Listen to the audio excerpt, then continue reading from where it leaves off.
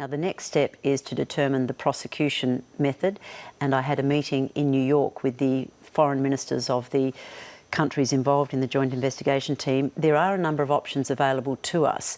I wouldn't rule out going back to the United Nations Security Council for backing, but Russia has indicated that it will veto attempts to do that. They will, won't they? They'll just veto it again. I believe that we can assume they will, but I don't rule it out. But there are other options. There can be a Lockerbie-style prosecution, a tribunal that's set up by the international community, or there can be domestic prosecutions in, say, the Netherlands.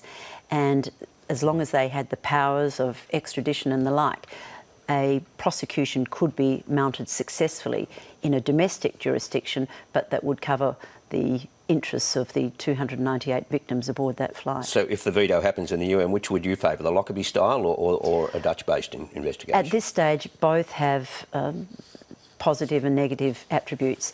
I think a domestic-style tribunal would possibly be easier to establish, but you'd have to make sure that it had all the necessary powers, for example, extradition, to be able to absolutely hold those responsible for this atrocity to account.